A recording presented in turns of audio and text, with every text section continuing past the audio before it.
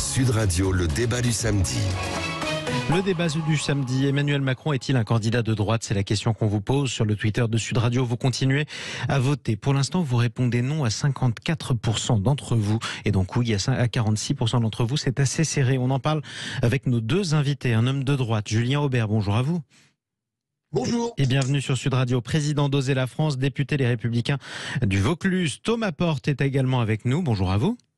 Bonjour. Homme de gauche, pour le coup, membre de la direction du Parlement de l'Union populaire, qui soutient donc Jean-Luc Mélenchon. Je le disais, Emmanuel Macron est-il de droite? Retraite progressive à 65 ans, allègement des droits de succession. Ce sont plusieurs de ces mesures qu'il a annoncées en détaillant son programme électoral qui l'ont fait accuser par la gauche d'être de droite, qui aussi ont poussé certains membres des Républicains à lui reprocher d'avoir pillé le programme de Valérie Pécresse. Est-il un homme de droite ou un homme de gauche? La question lui a été posée ce jeudi par les journalistes. On écoute sa réponse tout de suite.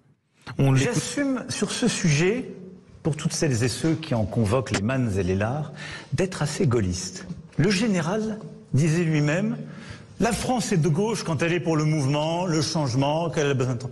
Et elle a besoin aussi de décisions de droite quand il faut l'ordre, le travail, le mérite. Dans le programme que je viens de vous dire, la volonté que je viens d'exprimer, il y a immanquablement des réformes, des ambitions que vous pourriez qualifier comme venant et autant d'inspiration de gauche, d'autres d'inspiration de droite. Je m'en fiche royalement, totalement, présidentiellement. Julien Aubert, quand il dit qu'il n'est pas de droite, il dit qu'il est gaulliste. Vous qui êtes gaulliste vous-même, qu'est-ce que ça vous évoque? Non, il est l'inverse de ce qu'on peut appeler le gaullisme. Pour une bonne raison, c'est que le gaullisme, c'est la défense de la nation, c'est la défense de la République. Et donc le général de Gaulle n'aurait jamais promis l'autonomie à la Guadeloupe ou à la Corse. Il n'aurait jamais proposé des listes transnationales aux élections européennes pour se fondre dans un grand peuple européen. Il n'aurait jamais parlé de souveraineté européenne. Il n'aurait jamais, tout en étant allié des États-Unis, il ne se serait pas aligné sur la position systématique des Américains. Bref, et il n'aurait certainement pas bradé des entreprises comme Alstom. Donc non, en réalité, dans la réponse d'Emmanuel Macron, il semble considérer que l'opportunisme ou le pragmatisme est gaulliste. Effectivement, pour être gaulliste, il faut être pragmatique, mais il faut avoir une boussole idéologique qui en est dépourvue. Thomas Porte, je le disais, membre de la direction du Parlement de l'Union populaire, qui soutient Jean-Luc Mélenchon. Retraite progressive à 65 ans, allègement des droits de succession, entre autres. Travailler plus pour gagner plus quand on est un enseignant. Pour vous, est-ce que c'est de droite ou est-ce que c'est ni de droite ni de gauche? Je crois que la question que vous posez, on l'avait déjà évoquée en 2017 et Emmanuel Macron était déjà de droite en 2017 et il est toujours de droite aujourd'hui. Son programme, il reprend tous les marqueurs de la droite classique, c'est-à-dire l'attaque contre les plus fragiles avec la pseudo-réforme du RSA, la remise en cause d'un certain nombre de dossiers sur le service public et je pense à l'éducation nationale puisque Emmanuel Macron a quand même annoncé la mort de l'école publique avec un recrutement au profil, donc plus un recrutement national, ça c'est extrêmement grave. Vous avez évoqué la réforme des retraites à 65 ans qui va déjà condamner une partie de nos concitoyens, notamment les plus pauvres, dont on sait qu'ils décèdent avant d'arriver à 62 ans. Et puis, il s'est attaqué aussi à des valeurs qui sont pour nous fondamentales, celles de l'humanisme, parce qu'il y a une partie de son discours qu'on n'a pas beaucoup évoquée, celle sur la question de l'immigration et notamment sur le droit d'asile, où il dit qu'on va pouvoir, en cas de refus de droit d'asile, il n'y aura plus de voie de recours et on sera expulsé directement. Donc, on voit que les marqueurs d'Emmanuel Macron sont des marqueurs de droite, très clairement de droite, c'est-à-dire toujours plus loin dans la privatisation et l'attaque des services publics, dans l'attaque de la solidarité, pour servir les intérêts de quelques-uns. Donc oui, Emmanuel Macron est un candidat de droite, mais ça pose aussi la question de quel projet de société on veut. Et je crois que si on veut avoir un autre monde, ça sera le bulletin de vote Jean-Luc Mélenchon le 10 avril. Julien Aubert, comment vous avez réagi lorsque certains membres de votre parti ont reproché à Emmanuel Macron d'avoir pillé le programme de votre candidate Valérie Pécresse? C'est assez exact. C'est d'ailleurs même inquiétant après 5 ans de mandat d'arriver à une élection présidentielle en donnant l'impression en réalité qu'on s'est très largement inspiré. Alors d'abord, il y a une différence entre être de droite et avoir un programme à droite, ce qui n'est pas exactement la même chose. Et ensuite, il faut s'entendre sur ce qu'on appelle la droite, c'est-à-dire C'est-à-dire que je rappellerai à mon cher collègue que le général de Gaulle, qui n'était pas forcément un homme de gauche, est celui qui a nationalisé EDF et un très grand nombre de services publics. Et donc, je dirais, si effectivement la droite, une partie de la droite, on va dire libérale, a eu ces marqueurs-là ces dernières années, il y a plusieurs droites. Donc, le problème d'Emmanuel Macron, c'est que si on considère que la droite, c'est l'autorité et la liberté, vous savez, on n'a pas vraiment l'impression, au sortir de ce quinquennat, qu'il soit sur ça, parce qu'on a eu un quinquennat quand même très liberticide. Je pense au pass sanitaire, mais même aux décisions qui ont été prises dans le cadre du confinement.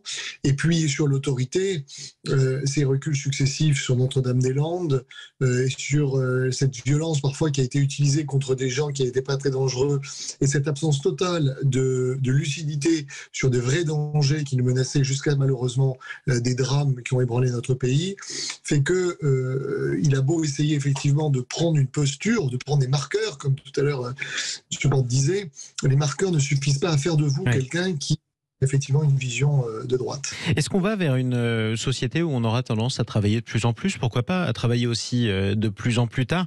Emmanuel Macron n'est pas le seul à proposer ce genre de choses, Valérie Pécresse aussi dans une mesure différente, Thomas Porte. Mais il y a un sujet sur la question de travailler plus, parce qu'on nous dit aujourd'hui que l'espérance de vie progresse dans ce pays, donc il faudrait travailler plus. Déjà, le premier sujet, c'est que l'espérance de vie en bonne santé, elle stagne aujourd'hui en France, et toutes les études le disent. Et ce qui a permis aujourd'hui d'avoir une espérance de vie qui augmente, c'est à la fois évidemment les soins et la qualité des soins, mais c'est aussi la réduction du temps de travail.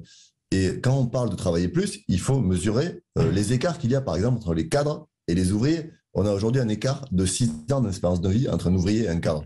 Donc je crois qu'on est sur un projet de société qui, là aussi, on parle de marqueur, mais qui est revendiqué par la droite depuis des années. Allonger la durée du temps de travail, notamment via la réforme des retraites, était un des marqueurs de Nicolas Sarkozy, déjà à l'époque. Et sur la suppression des régimes spéciaux, la droite en fait une bataille politique depuis des années. Moi, la réponse que je fais et qu'on fait avec Jean-Luc Mélenchon, c'est que la retraite, c'est à 60 ans. Parce que la retraite, c'est pas un cadeau qu'on fait aux salariés. C'est des gens qui travaillent, qui participent à un système de solidarité toute leur vie pour permettre après de pouvoir en profiter. Parce que la retraite, c'est pas quelque chose qui est inutile à la société. Ils s'occupent de leurs petits-enfants, ils sont dans l'engagement associatif, ils participent à différentes activités culturelles et associatives dans les territoires. Donc véritablement, c'est un projet là aussi qui est celui de droite. Et c'est intéressant d'avoir ce débat-là, puisque c'est un débat de fond, c'est un débat politique, et c'est de savoir quelle société on veut, vers quel modèle on veut se diriger. Et je le redis ici, non, il ne faut pas allonger la durée du temps de travail, qu'elle soit hebdomadaire ou que ce soit via la retraite. Il faut la retraite à 60 ans, les 35 heures, et nous, on ira y compris vers les 32 heures, parce que pour créer de l'emploi, il faut aussi partager le travail. Julien Aubert ? Non, là, pour le coup, je suis tout à fait en désaccord avec ce qui vient d'être dit. D'abord, le travail, c'est pas honteux. Le travail, c'est quelque chose qui permet d'intégrer dans la société, et la droite est favorable effectivement au travail parce que c'est un facteur puissant d'intégration et d'émancipation. C'est par le travail que les femmes ont pu ainsi accéder à un statut égalitaire dans la société. Deuxièmement, il y a, je dirais, une réalité qui est la justice, et la justice, ça veut dire que aujourd'hui, on ne peut pas promettre aux générations actuelles qu'elles auront des retraites dépréciées, qui seront paupérisées, parce qu'on se serait absolument accroché à un totem d'un âge qui, d'ailleurs, suivant les époques, a représenté des réalités totalement différentes. Quand on a fixé les premières retraites dans les années 20 ou 30, les ouvriers mouraient à 55 ans. Donc c'était profondément cynique.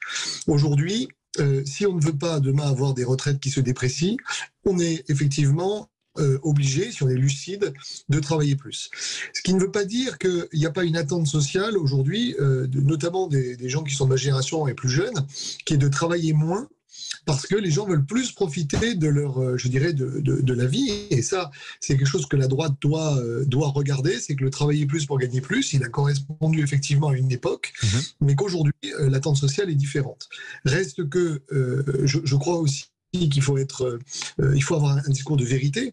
Évidemment, tout le monde souhaite avoir plus de temps pour ses proches, pour sa famille, mais en même temps, il faut bien s'apercevoir que personne ne travaillera pour nous. Et donc, soit on va vers un système très néolibéral et totalement contraire à ce que Jean-Luc Mélenchon prône, c'est-à-dire en fait des robots qui travaillent pour vous, une espèce de robotisation et donc de suppression du travail, parce qu'on estime que les gens sont plus compétitifs pour travailler, et c'est pas ma vision soit on considère que le travail est intégrateur, et dans ce cas-là, tout en prenant en compte effectivement les sujets de pénibilité et en ne traitant pas les gens de la même manière, eh bien, on suit, si vous voulez, l'espérance de vie. Et après, il y a le sujet de la santé, effectivement, il y a l'espérance de vie en bonne santé, c'est une vraie question, mais c'est une question qui est, à mon avis, décorrélable de la question de l'équilibre des retraites et de la question de l'intégration dans la société. Thomas Porte. D'abord, on n'est pas contre le travail, véritablement, comme ce qui vient d'être évoqué. La question du travail, elle est pour nous centrale. Et on considère justement, si on veut diminuer le temps de travail, c'est pour que chacune et chacun puisse travailler. On est favorable à que chacune et chacun ait un travail. C'est aussi pour ça qu'avec Jean-Luc Mélenchon, on pose la question de la garantie d'autonomie, de la sécurité sociale professionnelle. Et à chaque fois qu'on parle de la réforme des retraites, évidemment, on nous parle de la question du financement et de dire que le système n'est pas viable et que demain, nous allons laisser nos enfants et les générations futures dans un désastre absolu. C'est faux. Il y a des moyens de financer le système de retraite tel que nous, on le propose. Je vais en donner simplement 2 ici, pour ne pas être trop long. 1, si on rétablit l'égalité salariale entre les femmes et les hommes, ce qui n'est quand même toujours pas le cas dans ce pays, alors qu'Emmanuel Macron en avait fait la grande cause de son quinquennat et qui nous ressort la même phrase il y a 2 jours en disant « je referai de la question des droits des femmes une grande cause », il ne l'a pas fait pendant 5 ans alors qu'il était aux affaires. Si on rétablit l'égalité salariale entre les femmes et les hommes, ça fait plus de cotisations, donc le système est financé.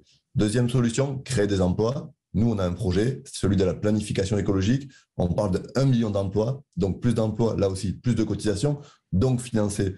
Donc, on voit bien que la question du financement, c'est pour nous pas un problème. On l'a chiffré et on l'a présenté. C'est véritablement celui de partager le travail. Et vous avez parlé de l'espérance de vie qui doit être décorrélée des conditions de travail. Moi, je ne crois pas. Aujourd'hui, la réforme des retraites à 65 ans, elle sacrifie 25% des plus pauvres qui décèdent avant 62 ans. Donc non, il faut baisser le temps de travail et il faut le mettre à 60 ans avec 40 annuités à hauteur de 1 400 € net du SMIC. C'est notre proposition. Ça, c'est votre programme aussi, celui de Jean-Luc Mélenchon. On rappelle d'ailleurs que cette retraite progressive à 65 ans, c'est le programme d'Emmanuel Macron. Julien Aubert, le mot de la fin. Est-ce que Valérie Pécresse, votre candidate, a encore une chance d'être au second tour ? Oui, elle a encore une chance. Tout dépend en fait le débat que les Français veulent. Ils savent très bien que s'ils ont un débat de second tour, par exemple, entre un Jean-Luc Mélenchon et un Emmanuel Macron, le débat effectivement sera très opposé, parce que ce sont 2 opposés, mais l'issue ne fait aucun doute. La question qui est posée, en réalité, c'est un peu malheureux, mais c'est est-ce qu'on veut une alternance ou pas ? Là. Si au premier tour, je dirais, on fait en sorte que le second tour soit de toute façon plié d'avance, il n'y a pas beaucoup de gens qui se déplaceront pour le second tour malheureusement.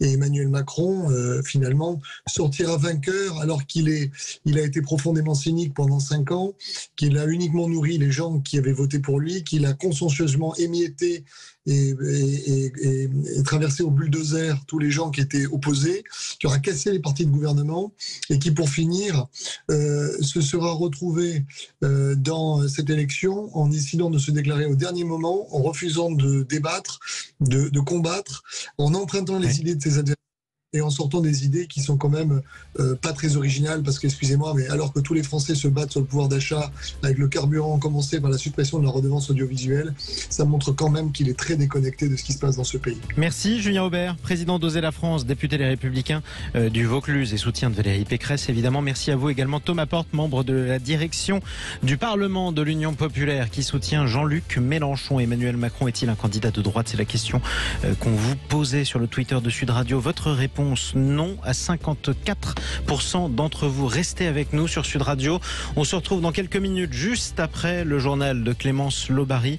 Un anniversaire historique, joyeux pour les uns, tragique pour les autres. Les 60 ans de la conclusion des accords d'Évian. On en parle avec le neveu d'un des acteurs de la guerre d'Algérie. À tout de suite sur Sud Radio.